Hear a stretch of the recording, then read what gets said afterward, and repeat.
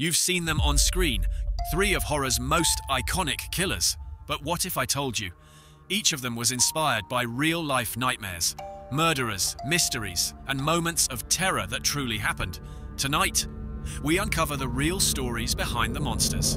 In Scream, a masked killer torments his victims with horror movie trivia before striking. Smart, sadistic, and one step ahead, Ghostface became a legend. Between August 24th and 27th, 1990, Danny Rolling, known later as the Gainesville Ripper, murdered 5 college students in Gainesville, Florida. He broke into their homes, mutilated them, and even posed the bodies like a twisted piece of theater.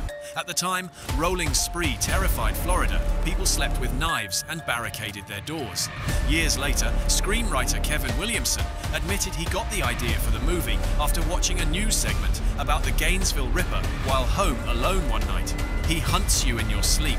A burned face, a bladed glove. Freddy wasn't born from fire. He was born from a real medical mystery.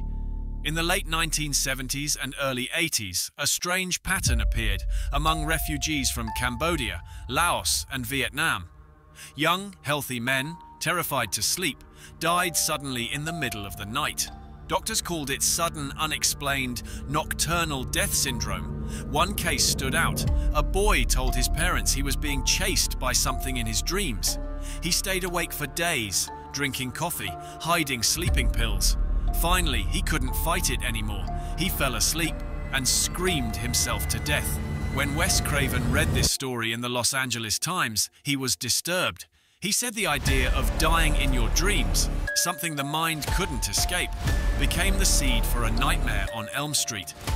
Halloween night, 1978. A white mask, a kitchen knife, and a silent killer. Michael Myers, no emotion, no reason, no mercy. Director John Carpenter called him The Shape. But the inspiration for that shape came from a real encounter that haunted him for life. As a young film student, Carpenter visited a mental institution. There, he met a 13-year-old boy who had killed someone. The boy didn't speak, didn't blink, didn't react. Carpenter said his eyes were pale and lifeless, completely soulless. That image stuck with him. When he later wrote Halloween, he imagined what would happen if that boy grew up, escaped, and came home. To deepen the realism, Carpenter also drew from infamous killers like Ed Kemper and Ted Bundy, men who hid their darkness behind calm faces and normal lives. Michael Myers became a symbol of pure evil. Evil that doesn't explain itself, doesn't stop, and never dies.